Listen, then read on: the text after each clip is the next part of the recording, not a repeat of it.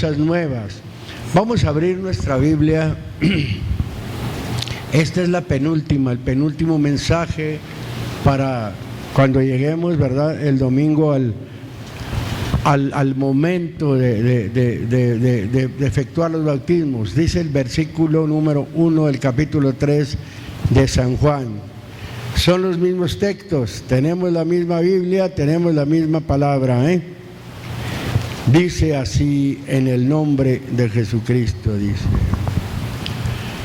Y había, versículo 1 del capítulo 3 dice: y había un hombre de los fariseos que se llamaba Nicodemo, príncipe de los judíos. Vamos a empezar despacito con este primer versículo.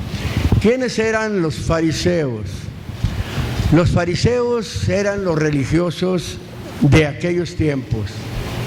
Los fariseos, ¿verdad?, eran unos eruditos de la Torá, o sea, como se conoce la ley en el hebreo. Eran unos, vamos a decirlo, exegetas por excelencia. Aceptaban ellos, ¿verdad?, que la Torá o que la ley era el único sendero lícito para un judío. Por eso el Señor en una ocasión dijo: sobre la cátedra de Moisés se sentaron los fariseos, los escribas, los fariseos. Dijo: hagan como ellos dicen, pero no como ellos hacen. Entonces, eran hombres preparados. Este hombre llamado Nicodemo era un príncipe, un magistrado, un gobernante religioso. Supuestamente el ser un magistrado, ser un gobernante religioso, debe conocer a la perfección, o cuando menos en un grande porcentaje, lo que es la palabra de Dios. Pero este hombre, dice en el versículo número 2, dice: refiriéndose precisamente a Nicodemo, vino a Jesús de noche y díjole: Rabí, sabemos que has venido de Dios por maestro, porque nadie puede hacer estas señales que tú haces si no fuere Dios con él. Este hombre, un magistrado, ¿verdad?, un gobernante, un príncipe religioso, ¿verdad?, un hombre preparado, un hombre erudito, llega con el Señor Jesús. Y fíjese cómo llega de noche. Quizás por su reputación, ¿verdad?, temió que lo vieran llegar de día, era muy conocido. Al tener, ¿verdad?, ese nivel de conocimiento, ese nivel, esa posición entre los religiosos, no era muy fácil ir a consultar a un hombre que se tenía como un hombre del vulgo, al Señor Jesucristo. Le daba pena, quizás, pienso yo así, de esa manera. Por eso fue de noche y le hizo una pregunta al Señor, o llega reconociéndolo, y dice él: sabemos que has venido de Dios, ¿qué dice?, por maestro. Sabemos que Dios te ha enviado como maestro, y lo reconoce, que la maestría no era nada más en el conocimiento, sino que le dice: porque nadie puede hacer las señales que tú haces si no fuere Dios con él. Oiga, qué poderoso es el ministerio del Señor. La Biblia dice que no consiste solamente en palabra. El ministerio del Señor, el maestro del Señor, ¿verdad?, no nada más, ¿verdad?, es poderoso en palabra, sino que está hablando de unas grandes señales, y está refiriendo de las señales o las manifestaciones de Dios en un hombre. Y nadie las puede hacer si no es Dios con él. Y lo dice el versículo número 3. El Señor, ¿verdad?, no le dice: bien dicho, Nicodemo, gracias. No, inmediatamente le contesta y le dice: respondió Jesús y díjole: de cierto te digo, verdaderamente, verdaderamente te digo, que el que no naciere otra vez no puede ver el reino de Dios. No le habló de maravillas, no le habló de señales, no. le habló claramente el Señor, le habló de un nuevo nacimiento. Le dice, de cierto te digo, que el que no naciere otra vez, oiga, parece algo ilógico la contestación, pero el Señor fue claro y le dijo, el que no naciere otra vez, no puede ver el reino de Dios. Y luego sigue diciendo, dícele Nicodemo, no entendiendo, ¿cómo puede el hombre nacer siendo viejo? Pregunta, ¿cómo puede entrar otra vez en el vientre de su madre y nacer? Aquel hombre, ¿verdad? Humanamente, él entendió que le estaba hablando de un nacimiento físico, que le estaba hablando algo humano. ¿Cómo es posible, hombre? Pues si yo ya nací, ya estoy viejo, si es que estaba viejo, ¿cómo voy a volver a entrar otra vez al vientre de mi madre y luego volver a nacer? Eso pensaba de ese nacimiento. Pero dice el versículo siguiente, dice, respondió Jesús, de cierto te digo, o verdaderamente te digo, que el que no naciere, ¿de qué nacimiento le está hablando? De agua y del Espíritu, no puede entrar en el reino de Dios. Primeramente le habla de ver y luego le habla de entrar. No puede penetrar al reino de Dios. El reino de Dios entre ustedes está. Para empezar, no puede ser parte de la iglesia. Le está dando a entender el reino de Dios. Ahora, sigue mencionando, pero le habla de un nacimiento de agua y del Espíritu. Nos la hemos traído, ¿verdad? Hablando y provocando y mostrando algo, ¿verdad? Sobre el bautismo. Para que usted sepa, ¿verdad? Lo que va a ser, para que usted sepa lo que es precisamente el bautismo en agua de parte de Dios. Que no es algo simple. Ya hemos entendido, ¿verdad? Le van a ser perdonados sus pecados. Es algo muy serio el bautismo, algo muy especial. Es una grande bendición del Señor para la humanidad. Y luego dice el versículo número 6, fíjese lo que le dice, ahí le aclara, lo que es nacido de la carne o de la humanidad, ¿qué le dice? Humano es, y lo que es nacido del Espíritu, Espíritu es. Le está hablando, ¿verdad? No de un nacimiento humano, le está hablando de un nacimiento espiritual. Y luego le dice en el versículo número 7, no te sorprendas, no te maravilles de que te dije, ¿qué dice ahí? Os es necesario nacer otra vez. Es una necesidad nacer de nuevo. Humanamente, ¿verdad? Como humanos, todos tenemos un proceso, tenemos un tiempo, ya nacimos, somos humanos, pero no es todo. Es que la felicidad del hombre, hermano, no consiste en los bienes que posee. Lo que podamos nosotros haber alcanzado, lo que podamos nosotros haber tenido o tengamos, si no nacemos de nuevo, porque es una necesidad nacer de nuevo, no vamos a poder ni ver el reino de Dios como lo hemos visto la iglesia, ni entrar en el reino de Dios como en un futuro nos está abierta la puerta a los cielos, y como lo vimos en Mateo 3:16, que cuando el Señor, ¿verdad?, fue metido al agua, cuando subió del agua, dice la Biblia que los cielos se abrieron. Ahí está, se abre la puerta para poder estar un día precisamente con el Señor. Esta es la iglesia de Dios. Esa es la iglesia de Dios. Ese es el camino a seguir.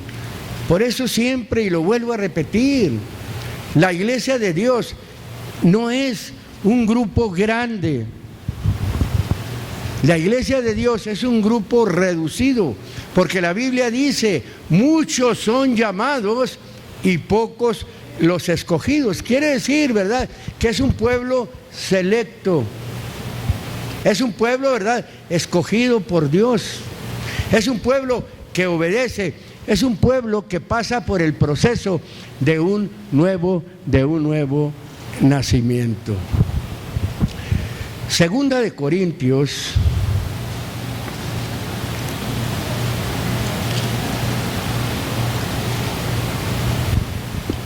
capítulo número 5.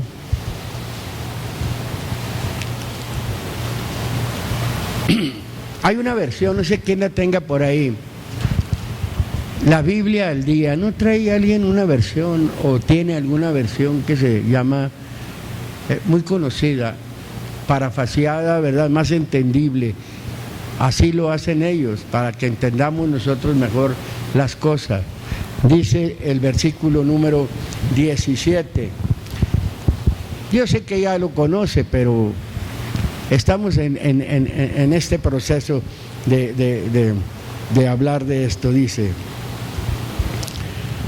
de modo que si alguno está en Cristo. Fíjese, el texto hay que analizarlo, Bueno, yo digo que estoy en Cristo, como cuando después, de modo que tú eres esto, de modo que tú haces esto, de modo, bueno, ahí te va, si esto eres, esto haces. Mire cómo dice: de modo que si alguno, dice, está en Cristo, ¿qué dice ahí? Nueva criatura es. Allá se le habló a Nicodemo de un nuevo nacimiento, de nacer otra vez. Aquí el escritor está poniendo de nuevo que si alguno está en Cristo, nueva criatura es. Y lo que dice: las cosas viejas pasaron. Lo que practicabas antiguamente, lo que hacías tú, ¿verdad? Esa es una vida pasada, vaya. Las cosas viejas pasaron, dice, he aquí, todas, no dice algunas, unas cuantas, dice que todas, dice, son hechas nuevas. Voy a leerle lo que menciona esa Biblia parafaseada, ¿verdad? La Biblia del día. Dice así: al volverse cristiano, uno se convierte en una persona totalmente diferente, dice. Deja de ser el de antes, surge una nueva vida. Eso es. Ese es un cristiano. Está hablando muy claramente, nos está haciendo ver, nos está haciendo responsables, porque si nosotros lo decimos, por eso dice, al volverse cristiano uno se convierte en una persona totalmente diferente. No es de un día para otro, porque es un proceso, porque ahorita vamos a ver el proceso, ¿verdad?, para una persona, para una gente. Una gente tiene que haber un proceso en esta forma. Tiene que venir de un matrimonio cuando se unen por primera vez, el matrimonio, ¿verdad? Si al momento hay concepción, qué bueno, pero enseguida, ¿verdad?, sigue el engendramiento. Si hay engendramiento, hay concepción, enseguida, ¿verdad?, viene la formación, ¿verdad? Allí el cigoto, el embrión va formándose hasta que pasan 9 meses, se forma, llega el momento o llega el tiempo de aquella sea, ¿verdad?, que salga del vientre de la madre, porque eso es nacer, salir del vientre de la madre. En este caso yo pongo a la madre como la iglesia, pongo al padre, ¿verdad?, pongo a la madre como la esposa, pongo a Dios como el esposo y pongo a los creyentes como los hijos, porque la Biblia respalda en esto. Yéndonos a la figura, nosotros somos los creyentes, somos los hijos, nuestra madre es la iglesia, el padre es el Señor Jesucristo, o el Padre es Dios. Ese es un nuevo nacimiento, ¿verdad?, ya hablando de una familia espiritual. Y aquí está hablando precisamente de ser una nueva criatura. Yo veía esa palabra, ¿verdad?, para nueva criatura, ¿verdad?, una palabra crisis, no crisis, ¿verdad?, de mala, no, sino esa palabra es nueva formación, nueva institución. Está dando a entender, es que recibiste una formación, recibiste una escuela, no recibiste una formación secular, no recibiste una escuela secular, recibiste una formación de Dios, una institución de Dios. Eso es, ¿verdad?, para una nueva criatura. Y ya lo dije, ¿verdad?, sobre un nacimiento, ¿verdad?, natural. Bueno, para un nacimiento natural, ya hablé primeramente de una relación. Dos personas se conocen. Después de que traban, ¿verdad?, una amistad, porque qué bueno cuando un matrimonio o una pareja se une habiendo una amistad primero. Porque si no hay una amistad al principio, nunca la va a haber, va a ser muy difícil que haya una amistad. Que haya una amistad, hay una relación, ¿verdad? Hay una unión, vaya, lo que nosotros conocemos por coito, nosotros lo conocemos, ¿verdad? Hay un engendramiento, una concepción, ¿verdad? El hombre deposita, ¿verdad?, el esperma en el óvulo masculino, ¿verdad? Y es cuando se forma. Ahí empieza, ¿verdad?, el producto a formarse hasta que llega el momento en que está totalmente formado, ¿verdad? Y ya sale, ¿verdad? ¿Y sale a dónde?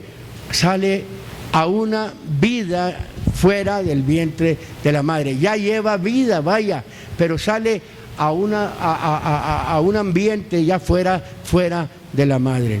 ¿Pero qué hubo ahí? El esperma. Ahora, para la concepción de Dios, para el engendramiento de parte de Dios, tiene que haber un esperma no humano.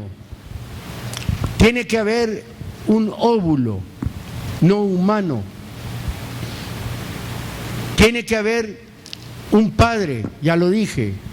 Tiene que haber una madre, Padre Dios, la madre Iglesia. Tiene que haber un hijo, los creyentes. En el libro, ¿verdad?, de San Lucas, capítulo número 8, en el libro de San Lucas, había yo dejado, ¿verdad?, estas últimas dos enseñanzas sobre esto del bautismo, del nuevo nacimiento, para que estuvieran aquí, ¿verdad?, nuestros parientes, nuestros invitados. Qué bueno que agarraran, aunque fuera unas dos enseñanzas, para que se fueran complacidos, vaya, de parte de Dios, que se fueran contentos. Lucas, capítulo número 8, verso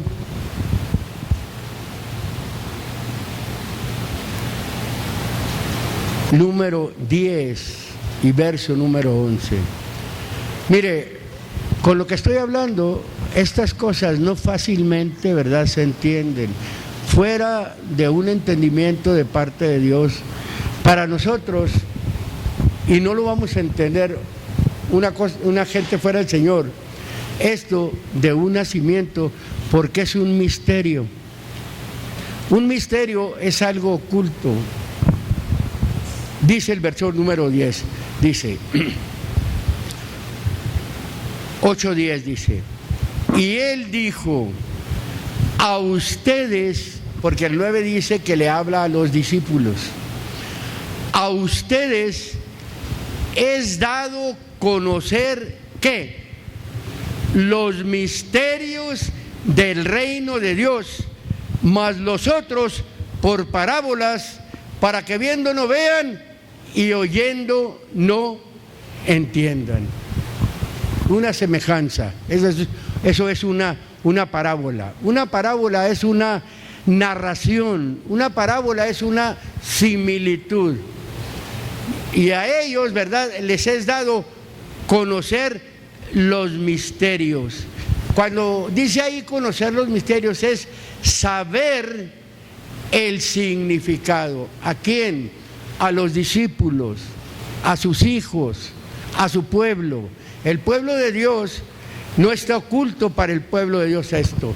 Nosotros lo hemos entendido, lo practicamos, lo vivimos, lo ponemos por obra y lo seguiremos haciendo, ¿verdad? Porque es algo que entendemos, es algo que nosotros debemos hacer, hermano. Debemos vivir, ¿verdad?, en este ambiente, en el ambiente, ¿verdad?, de la nueva criatura, en el ambiente de creyente, en el ambiente de hijo de Dios. Estamos conscientes porque nosotros no ignoramos los misterios de Dios, podemos darle gloria a Dios. A nosotros nos has dado saber el significado. Y por eso estamos hablando así, porque entendemos el significado del bautismo en agua. Entendemos el significado de un nuevo nacimiento. Gloria al Señor. Y luego sigue diciendo el verso 11. Es pues esta la similitud o la narración. Dice así, dice, la simiente es la palabra de Dios. Ahí la palabra para simiente, la palabra original, vaya, o la copia del original es esperma. La esperma o la semilla, algo sembrado, por implemento se puede decir, es pues la descendencia. Esto es, mire, qué importante es conocer la palabra de Dios. Esta es la descendencia, esta es la semilla, esto es lo que engendra en nuestro corazón. Esto es la palabra de Dios. ¿Qué dijimos? Que el esperma o la semilla o para un engendramiento humano es, conocemos bien lo que es, no estamos ajenos de saber lo que es la palabra esperma, ¿verdad? En el significado que se le puede dar para ¿qué? Para una concepción. Lo entendemos. Pero aquí estamos hablando de la palabra de Dios. Ahora, en el libro de los Hebreos,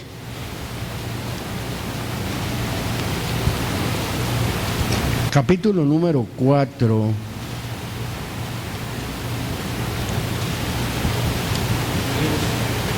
esto lo hablamos principalmente, ¿verdad?, por las gentes que no conocen.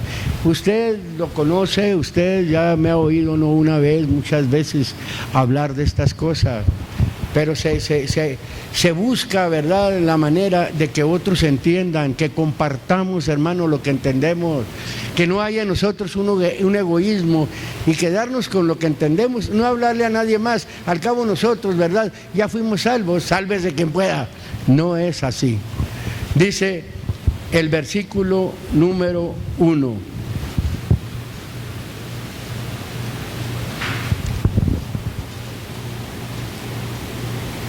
Dice, temamos pues que quedando aún la promesa de entrar en su reposo, en su descanso, en su paz. Hay una promesa, hermano, para nosotros. Pero para alcanzar ese reposo, para alcanzar esa paz, ¿verdad? Bueno, para empezar, al venir a la iglesia, tenemos paz. Estamos en un cuerpo, ¿verdad?, que no faltan las cuestiones, no faltan las necesidades, no faltan los problemas, pero hay algo, el fruto del Espíritu. Uno de los frutos del Espíritu es la paz. Entonces ya la tenemos, ya entramos a su reposo. ¿En qué forma? Ya descansamos de una vida de pecado. Ya no andamos nosotros allá en el mundo. Ahora andamos en un medio, andamos en un ambiente, estamos plantados ahora junto a arroyos de aguas vivas. Así dice el Salmo. Ahora, ¿verdad?, nuestro medio es entre gentes de reposo, aguas de reposo, entre gentes de paz. Ese es ahora nuestro medio.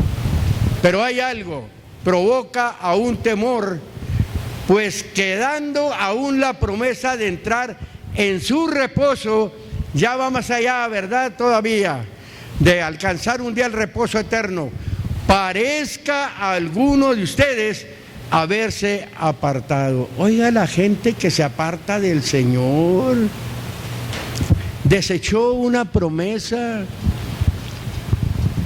No le gustó el reposo, la paz de Dios.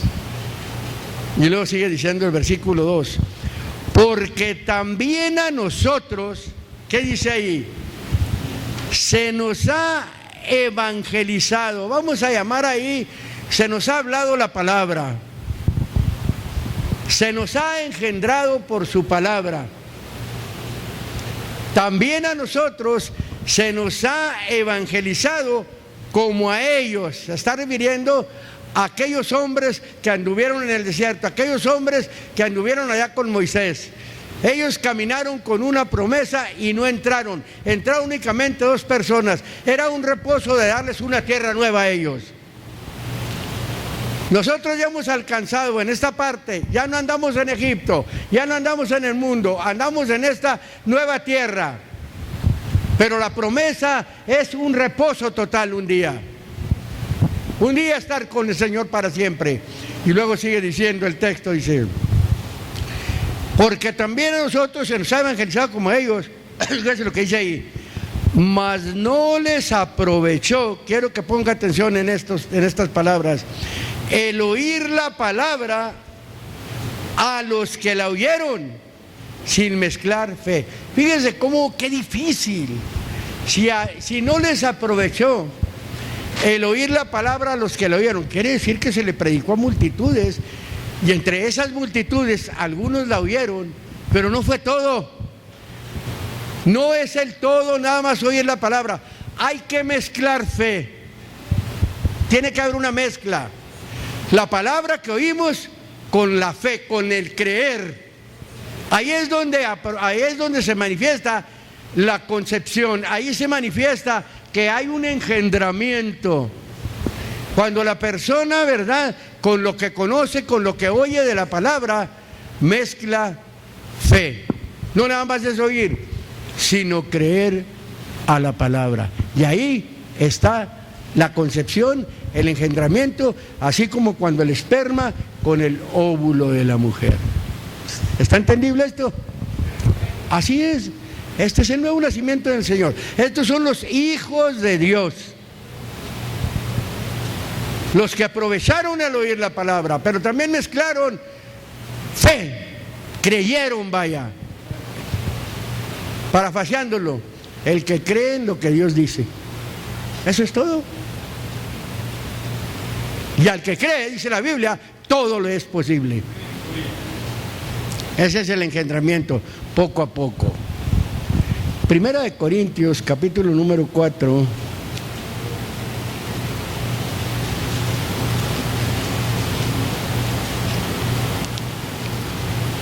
Vamos a ver el trabajo, hermanos, tanto de un ministro como de un evangelizante, como de una evangelizante. Porque la Biblia habla, ¿verdad?, no nada más de evangelistas, la Biblia habla de evangelizantes, y las mujeres pueden ser evangelizantes. El Salmo 68, verso número 11 dice, de las evangelizantes había un grande ejército. Dice así en este versículo número 14.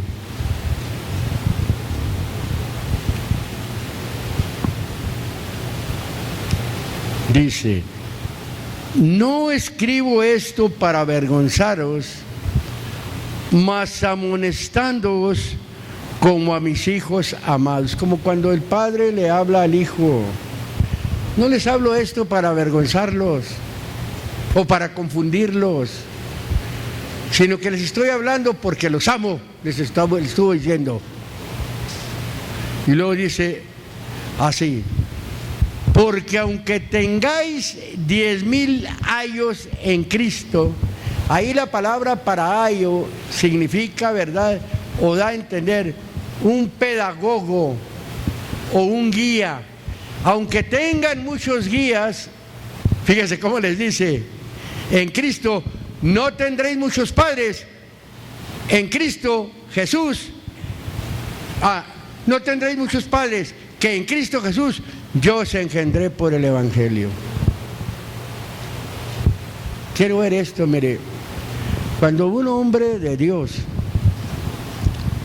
o una mujer de Dios, porque también estoy hablando de evangelizantes,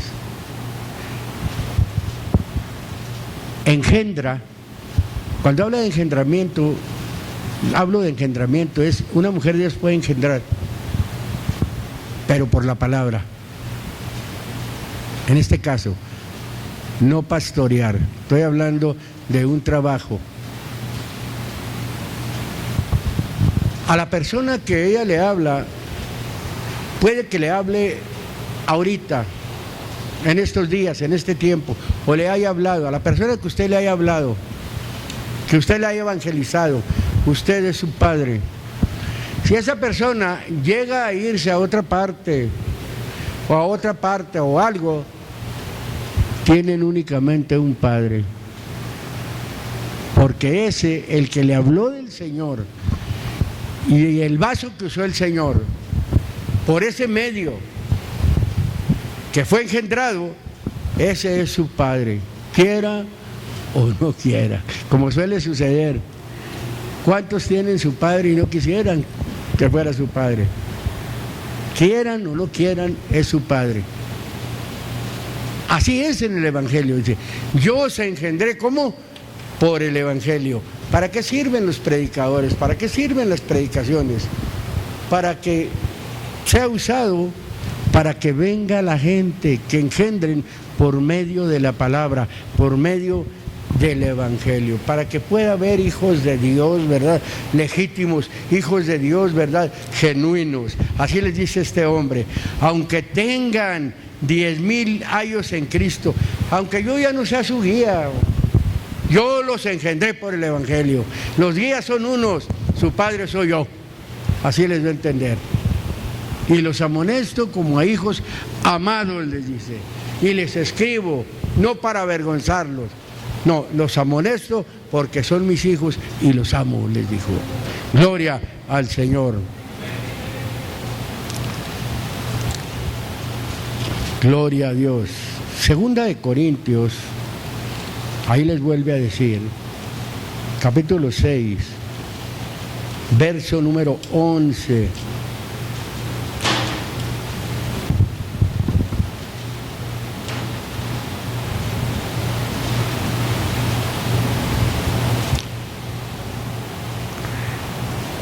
Dice así, dice 6:11 de la segunda de Corintios, dice, nuestra boca está abierta a ustedes, oh Corintios, nuestro corazón es ensanchado. Sabemos que los corintios era un pueblo, era una ciudad, la ciudad de Corintios. Este hombre, según el capítulo 20 de los Hechos, ahí llegó a hacer un trabajo, ahí duró más de un año trabajando con ellos, ahí levantó una congregación, ahí hizo un trabajo el hombre.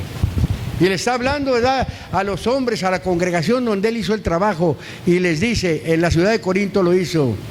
Verso 12, no estáis estrechos en nosotros, mas estáis estrechos en vuestras propias entrañas, pues para corresponder al propio modo, y luego le pone ahí, como a hijos hablo, ensánchense también ustedes.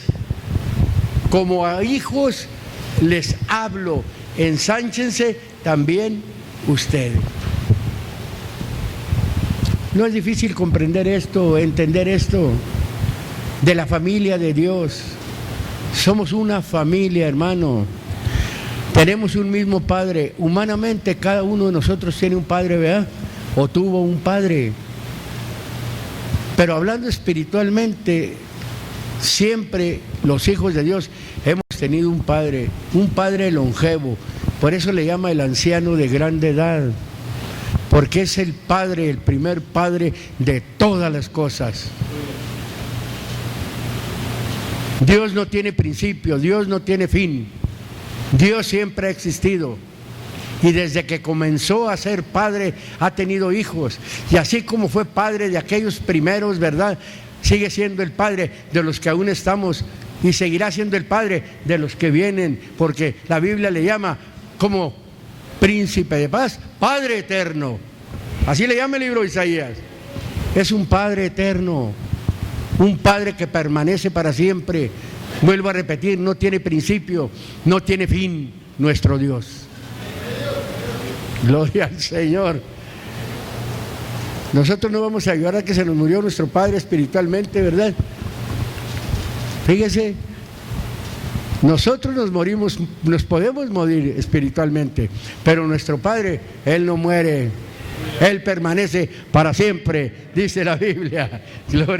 Gloria al Señor. Bendito sea el Señor Jesucristo. En el libro de San Juan, capítulo 1,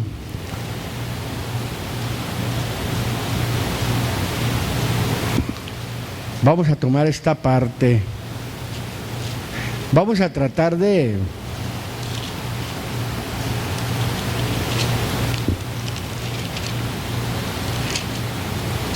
darle luz a estos textos, mire.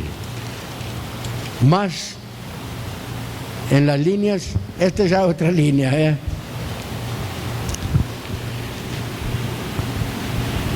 Capítulo 1 de San Juan, verso número 11. Ponga atención, por favor,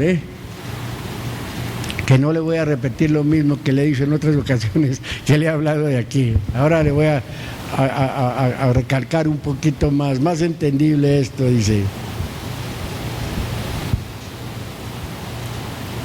Fíjese,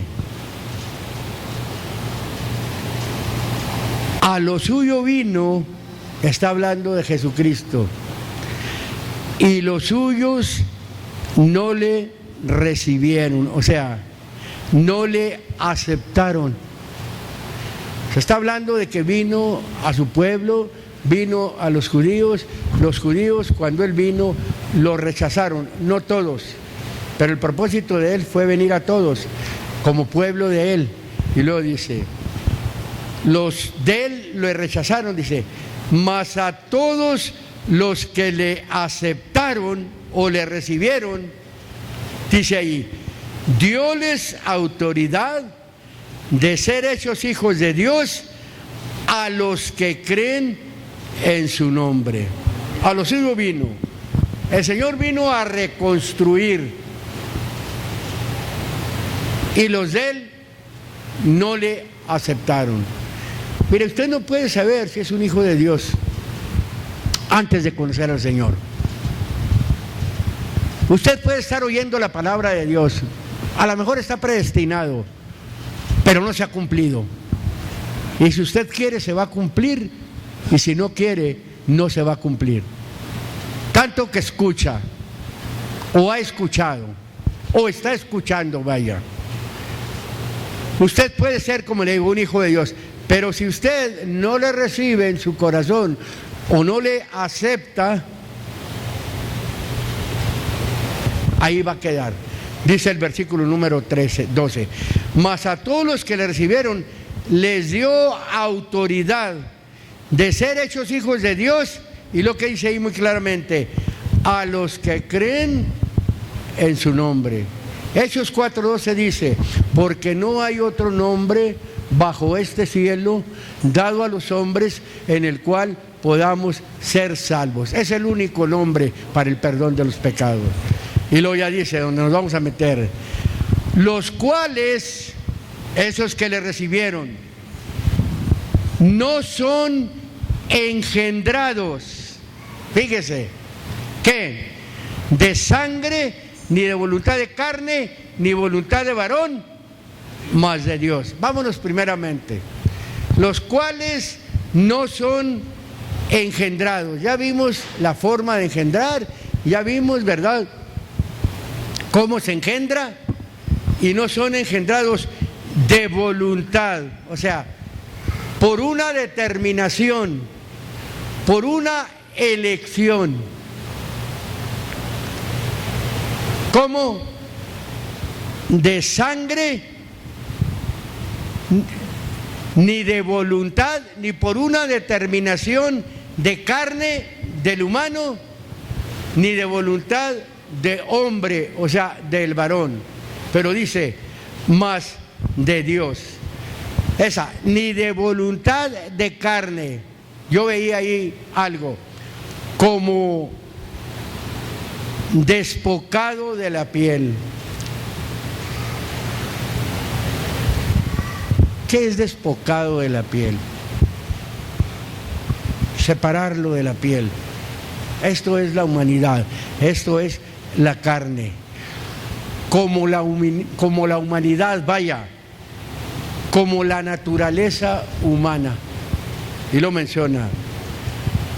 Ni de varón, no son engendrados por un varón o por un esposo humanamente o por un marido. Y luego dice, más de Dios, por la deidad, por la divinidad suprema.